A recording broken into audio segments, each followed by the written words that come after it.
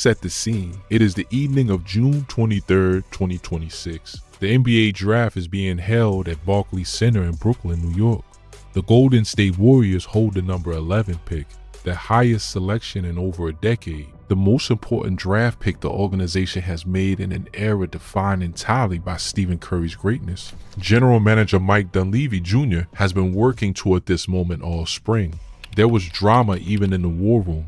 ESPN cameras caught footage of Dunleavy in an animated discussion with owner Joe Lacob in the moments before the pick was announced. Lacob visibly anxious, arms going up, clearly ready to just make the call. Dunleavy later explained it plainly. Lacob was getting impatient. The guard they had their eyes on first, Arizona's Braden Burries, had just gone to Milwaukee at 10. One pick ahead. Now Golden State was on the clock, fielding trade calls from teams trying to buy their way up, and Dunleavy was methodically working through the options before Lacob finally said in so many words, just take the guy. They took the guy, and when NBA Commissioner Adam Silver walked to the microphone and announced that the Golden State Warriors had selected Yaxel from the University of Michigan, the cameras cut to a young man standing near the green room who immediately broke down in tears. That moment, the tears, the embrace, the raw emotion of it is actually where this story truly begins. But we'll come back to that, because first we need to talk about what happened at the podium about 20 minutes later when Yaxel sat down for his post-draft press conference and said something that nobody was ready for. A reporter asked him about joining Stephen Curry. A standard question, the kind every rookie gets on draft night, and most rookies give a standard answer, something polished, something safe, something about being grateful and humbled and ready to learn. But Yaxel, who by this point had already established himself as someone who says what he actually thinks, looked into the microphone and delivered one of the most unexpectedly honest answers of any draft night in recent memory. He said, "It's a full circle moment for me. In 2016, I'm a big Kyrie guy, so I used to hate Steph Curry." The room reacted immediately. Laughter, surprise, a few cameras clicking at once. Lindeborg himself was smiling when he said it, and he didn't stop there. He immediately followed it by saying, "Now that I'm actually going to be able to be on the same team with him, play and actually learn so much from him, it means a lot. He's a very great guy, genuine person. It's going to be an honor to be able to watch what he does in person." The full context of that quote matters enormously. Lindeborg was 13 years old in 2016. A kid growing up in Ohio, his family had moved there from Puerto Rico when he was 2, who was a basketball fan with a favorite player. Their favorite player was Kyrie Irving, and anyone who followed the NBA in 2016 knows exactly why a kid who loved Kyrie Irving would develop some strong feelings about the Warriors. The Cleveland Cavaliers and Golden State met in the finals for the second straight year. The Warriors had been up 3-1. They were the greatest regular season team in NBA history that year, having won 73 games. They were supposed to close it out, and then Kyrie Irving took over. In the final moments of Game 7, with the championship on the line, Kyrie drilled a pull-up three-pointer directly over Stephen Curry's outstretched hand, one of the most iconic shots in the history of the sport, and the Cavaliers completed the greatest comeback in NBA Finals history, winning 93-89 to bring Cleveland its first championship. For a 13-year-old Kyrie Irving fan, Stephen Curry was the enemy. That's not a character flaw. That's just sports. Lindeborg wasn't saying he disliked Curry the person. He wasn't disrespecting the franchise. He was being honest about what sports fandom looked like from the other side of one of basketball's most heated rivalries. As a teenager, a decade ago, and then he immediately made clear that those feelings were long gone, that he had actually met Curry in person, that he found him to be genuinely warm, that playing alongside him felt like something bigger than he could fully put into words. But that's not how the internet processed it, at least not at first. Within an hour of the clip circulating, social media had turned the quote into its own event. Clip after clip of Lindeborg saying "I used to hate Steph Curry" was stripped of the full context and sent racing across Twitter and Instagram. The reaction split almost immediately into two camps. The first camp treated it like genuine scandal. Comments flooded in asking how a rookie could say something like that walking into Golden State. Fans joked, and it is worth being very clear, these were jokes that Draymond Green was already writing his name on a list. Others pointed out that most rookies go to extraordinary lengths to avoid saying anything remotely edgy on draft night, and that admitting you hated the face of the franchise before you even played a single minute was at minimum a bold choice. The Warriors coaches famously centered on Curry's leadership and the unspoken standard he sets for how people conduct themselves around the team, stepping in and immediately telling the world you were once his biggest hater, even as a kid, even in a clearly harmless context, was not exactly the textbook entrance. The second camp, though, loved it, because in a landscape where draft night press conferences are almost entirely scripted, where rookies have been media trained to within an inch of their lives and every answer sounds like it came out of a PR handbook, here was a 23-year-old man just telling the truth about what he remembered feeling as a child watching basketball. That authenticity, that willingness to be real instead of rehearsed, resonated with a lot of people. Fans called it refreshing. Some called it disarming. Writers who covered the draft pointed out that Lindeborg's honesty was exactly the kind of quality that tends to play well in the locker room, where people can smell inauthenticity from a mile away and where genuine, unpretentious personalities are actually valued. The discussion exploded. It became genuinely one of the defining storylines of draft night, and then Stephen Curry settled it himself. Within roughly 12 hours of Lindeborg's comments going viral, Curry saw them. And his response, the one that transformed what could have been a simmering narrative into one of the warmest stories of the offseason, came through Instagram. Curry went directly to Lindeborg's post celebrating his selection and left a comment in full view of everyone watching. He wrote, "Let's go. Welcome to the Bay. I'm going to work hard to be your new favorite player." And he added a cry laughing emoji at the end. That was it. No defensiveness, no cold shoulder, no lingering narrative about a rookie who made a bad first impression. Just a 38-year-old four-time champion essentially saying, "Challenge accepted, welcome to the family, let's get to work." Lindeborg responded positively, and the exchange made clear there was not a single degree of actual tension between the two of them. In fact, the two had already crossed paths before draft night. Lindeborg had attended a Warriors playing game between Golden State and the Los Angeles Clippers back in April, and the two had spoken directly during this pre-draft workout at Chase Center in early June. By the time Lindeborg was calling Curry a genuine person and a very great guy at the draft podium, he already had a real sense of who Curry was off the court. The honesty in his answer wasn't recklessness, it was the comfort of someone who already knew the relationship was solid.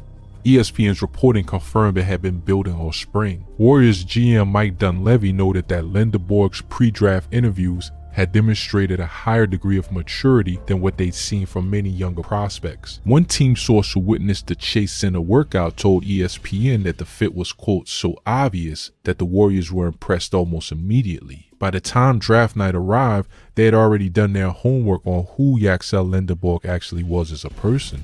The viral quote wasn't a surprise that shook their faith in the pick. It was consistent with the personality they had already decided they wanted. But to understand why this story matters as much as it does, you have to understand who Yaxel Lindeborg actually is.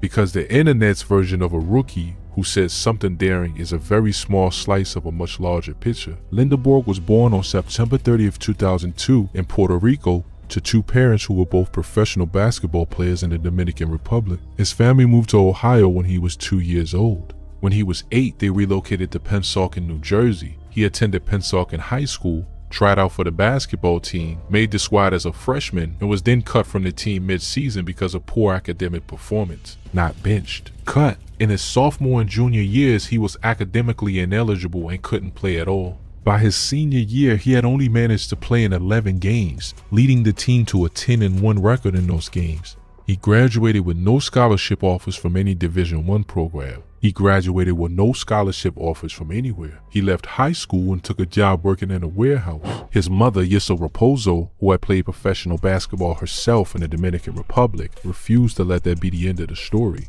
She pushed him. She convinced him to try junior college, specifically Arizona Western College out in Yuma, Arizona. About as far from the NBA spotlight as you can get. It was a continent away from home. It was a world away from where he'd imagined his life going. But he went, and then something happened that nobody in a warehouse in New Jersey could have predicted. At Arizona Western, Yaxel Lindeborg started to show people who he actually was. He averaged a double-double in his very first season with meaningful playing time, leading his conference in rebounds.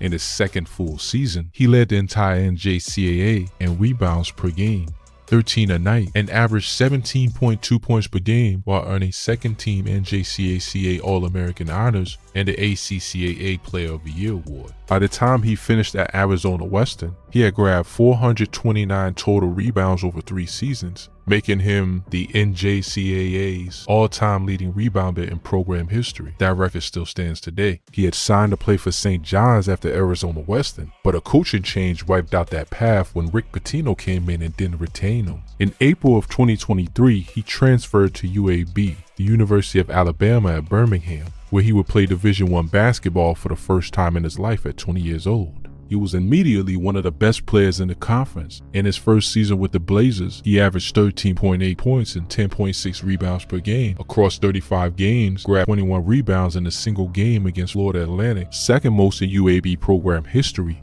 and earned first team All-AAC and the AAC Defensive Player of the Year award. In his second year at UAB, he somehow got better. He averaged 17.7 points, 11.4 rebounds, 4.2 assists, 1.8 blocks, and 1.7 steals per game. He had 26 double-doubles in a single season, setting a UAB program record. He became just the second player in the entire history of Division I basketball to record over 600 points, 400 rebounds, and 150 assists in a single season. The other player on that list is Larry Bird. He earned the AAAC Defensive Player of the Year for the second consecutive season. He became only the fifth member of UAB's 1,000-point club in 2 seasons. He led the NCAA in double-doubles that year with 26. He was, by every statistical and contextual measure, one of the most productive players in all of college basketball. And then he chose not to enter the NBA draft. After his second season at UAB, Lindeborg tested the draft waters but ultimately withdrew his name. He had considered declaring for the 2025 draft, but decided he wasn't ready for the pro lifestyle. Not ready as a person, not ready to make the full leap. In a time when players jump to the NBA the moment they get a first-round projection, Lindeborg looked at himself honestly and said he needed more. That decision would prove to be one of the best choices he ever made. He transferred to Michigan, reuniting with head coach Dusty May, the same coach who had been on the other sideline when Lindeborg had his 21-rebound game against Florida Atlantic, while May was still coaching the Owls. May left for Michigan, and when Lindeborg became available, Michigan wanted him. What followed in Ann Arbor was a storybook. Michigan went 37-3. They won the Big Ten tournament. They won the national championship, beating the UConn Huskies 69-63 in the title game at Lucas Oil Stadium in Indianapolis on April 6. 2026, the Wolverines' first national title in 37 years, the second in program history, and the first major college program to sweep both the Big Ten regular season and NCAA tournament since Michigan State in the year 2000. Lindeborg played in all 40 games, started 39 of them, and averaged 15.1 points, 6.8 rebounds, 3.2 assists, 1.2 blocks, and 1.1 steals across the season on shooting splits of 51.5%. From the field, 37.2% from the free throw line, he earned consensus first-team All-American honors. He was named Big Ten Player of the Year. He earned a spot on the Big Ten All-Defensive Team. In the Sweet 16 alone, he posted 23 points, 12 rebounds, and 7 assists against Alabama. Michigan head coach Dusty May, who had watched him develop for years, put it as simply as anyone could: you have a potential National Player of the Year that couldn't care less if he shot one time. Whatever this team needs, that's what he wants to do. That mentality, that team-first, role-embrace and winning-at-all-costs approach is exactly why the Golden State Warriors wanted him with the 11th pick. Not just what he did, but how he did it. The Warriors entered the 2026 draft in a complicated position. They had finished the 2025-26 regular season at 37-45, the 10th seed in the Western Conference. An injury-riddled year in which the team never really got the chance to see what their roster could be. Stephen Curry is 38 years old and will turn 39 during the upcoming season. Jimmy Butler is still rehabbing a torn ACL. Moses Moody is recovering from a ruptured patella tendon. Draymond Green is 36. Al Horford, likely to return, is 40. This is not a team that has the luxury of drafting a developmental project and waiting 3 years to see if he pans out. They needed someone who could walk in on day one and help a championship caliber core try to be relevant again. Lindeborg at 6'9", 240 pounds, with a wingspan that officially measured at over 7'3", is what the league calls a connector forward. He is not projected to become the primary star of the next Warriors era. He is not a first option. He is not the guy who replaces Curry when Curry retires. He is the guy who makes Curry better right now, who makes the defense harder to crack this season, who uses his length and instincts to guard multiple positions, who can rebound and push the pace in transition, who can make the right pass before a defense collapses. NBA.com's draft profile described his projection as an elite defensive stopper in the mode of OG Anunoby early in his career, with a steadily growing offensive game. ESPN's Jeremy Wu noted that the Warriors picked Lindeborg with urgency in mind, predicting he would play a lot and take on a significant role immediately. Analytics outlets highlighted his More rate, a metric that rewards high-efficiency shots, meaning threes and shots at the rim, where he ranked third in the entire country. His true shooting percentage of 64.6% placed him among the most efficient players in college basketball. GM Dunleavy was direct about what excited him. When asked what stood out about Lindeborg's game, he pointed to two things: the passing and the defense, on and off the ball, at multiple positions. With enough size to play inside and enough skill to play outside, it probably makes our job in free agency a little easier, Dunleavy said, meaning Lindeborg's versatility fills a gap that would otherwise have required an expensive market solution. In his pre-draft workout at Chase Center back in June, Lindeborg himself had already mapped out what his role could look like alongside Curry. I would say around 5 assists a game maybe to start off, he said. A lot of defense, fast break opportunities for me. If I was here, I'll be more like a secondary ball handler. Whenever Steph is taken out of the game, I'll be there to assist, maybe provide a little more offense or instant offense. That's not a young man guessing at what he might bring to the table. That's a player who had already studied the situation, understood the ecosystem he was entering, and had a specific vision for where he could add value. For a Warriors front office that has been burned by developmental bets, James Wiseman, the second overall pick in 2020, who played 69 minutes of college basketball before turning pro, Jonathan Kuminga, 7th overall in 2021, who played 13 games for the G League Ignite, Moses Moody, 14th overall, who played 32 games at Arkansas. The decision to draft Lindeborg felt like a conscious course correction. All three of those players entered the league in the 19 and under club. None established themselves as consistent NBA starters, let alone all-stars. Lindeborg, by contrast, had played 112 major college games. He had been around the block enough to know every crack in the sidewalk. He had already experienced adversity, adjusted, transferred, elevated. The Warriors weren't gambling. They were buying a product they had already tested. And yet, as all of this was happening, the draft pick, the viral quote, the social media reaction, Curry's Instagram response, there was a separate story unfolding that the internet's fixation on the Curry clip almost overshadowed entirely. When Yaxel Lindeborg heard his name called at Barclays Center, he didn't pump his fist, he didn't shout, he didn't do any of the things you typically see from a 23-year-old who just found out he's about to be a millionaire. He broke down completely. Tears streaking down his face, he turned and found his mother, Yaxel Raposo, and pulled her into a hug that told a story no highlight reel could capture. Yaxel Raposo has stage 4 appendix cancer. She was diagnosed several months before the 2025-26 season began, and while Lindeborg was winning the Big Ten Player of the Year award and helping lead Michigan to a national championship, she had kept the full severity of her illness largely private. She didn't want to be the reason her son lost focus. She had always been the person who refused to let the dream die, who pushed him toward Arizona Western when no 4-year school would look at him, who called him on every NBA draft night for years just to remind him that one day it could be him walking up those steps. ESPN reported that Raposo had that tradition, calling her son on draft night every year to tell him he could be on that stage someday. On June 23, 2026, she was on the stage with him. As his mother wiped tears from his face before he walked up to shake Commissioner Silver's hand, ESPN's Lisa Salters caught him for a brief interview. He could barely speak. Every emotion possible, he managed. I don't deserve to be here right now. I can't believe it. Then she asked him what it meant to share this moment with his mother. His voice broke completely. It means everything to me. It's the least I could do for her, he said.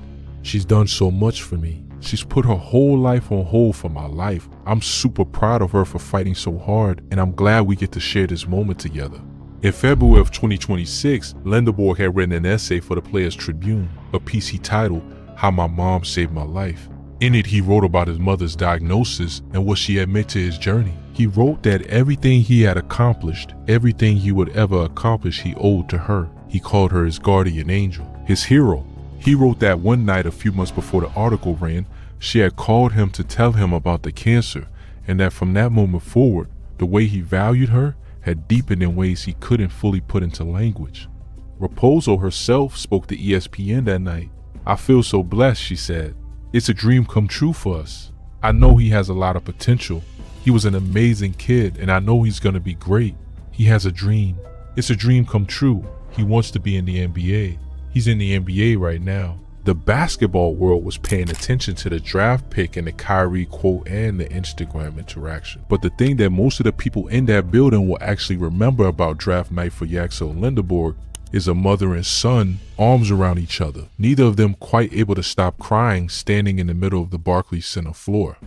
There is something that happens on social media during draft season and really during sports news cycles in general, where the most clickable interpretation of a moment becomes the dominant one, even when it isn't the accurate one. A 23-year-old rookie says he used to hate a franchise icon as a kid, and within minutes the narrative becomes rookie disrespects the face of the franchise. It's faster than context. It travels further than nuance. And in that moment, it was genuinely funny to watch unfold. To see a clip taken completely out of its context and turned into a minor crisis that lasted approximately 12 hours before the two men at the center of it made very clear there was no crisis.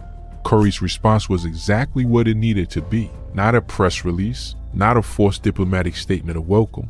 A single comment on Instagram, playful and direct, that reframed the entire story in one sentence. He was going to work hard to be Yaxel's new favorite player. That's the mentality of a champion.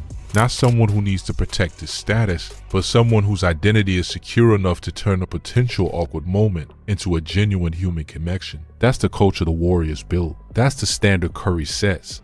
And Lindeborg's honesty, which some initially read as a lack of media savvy, turned out to be the exact quality that made people gravitate toward him. In a draft class full of teenagers who had been coached on what to say at every public appearance, here was the oldest first-round pick in the entire class, a man who had worked in a warehouse, who had been cut from his high school team, who had clawed his way through 3 junior college years and 2 Division I transfers before arriving at this moment, just telling people the truth. He didn't pretend he'd always been a Warriors fan. He didn't manufacture gratitude he didn't feel. He said what was real, and then he said what was also real, that his opinion had changed, that he respected Curry deeply, and that the chance to learn from him felt like something he couldn't have scripted if he tried.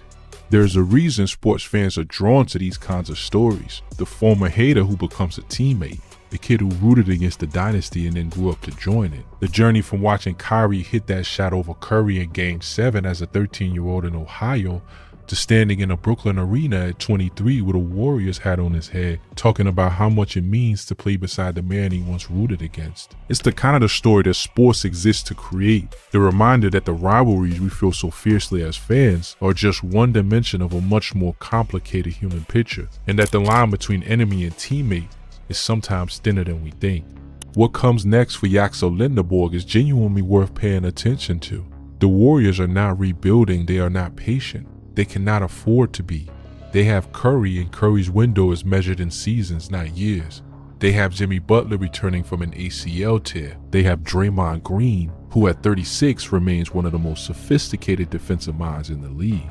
They have a front office that made explicitly clear before the draft that the 11th pick was going to be given to someone expected to contribute on day one.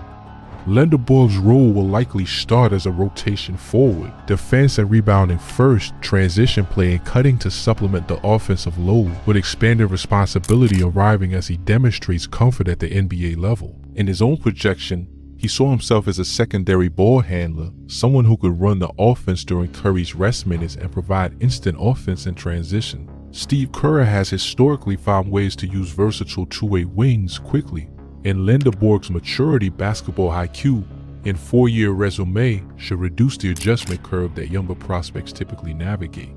There will be questions. Analysts pointed out throughout the draft process that Lindeborg doesn't project as a one-on-one isolation scorer, that his ceiling may not extend to all-star territory, that his age means his developmental years are largely behind him. Those are fair considerations.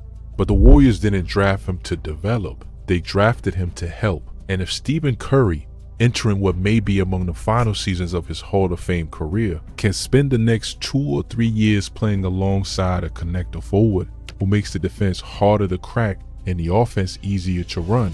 That is exactly what the pick was designed to do.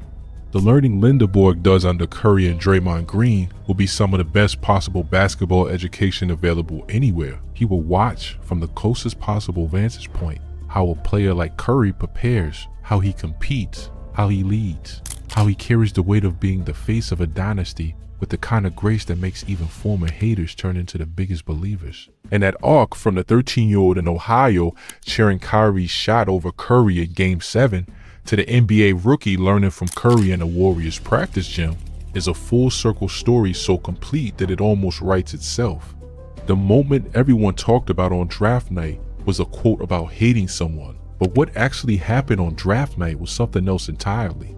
A mother fighting stage 4 cancer watched her son walk up the steps at Barclays Center. A player who had been cut from his high school team, who had worked in a warehouse, who had taken the longest and least traveled road through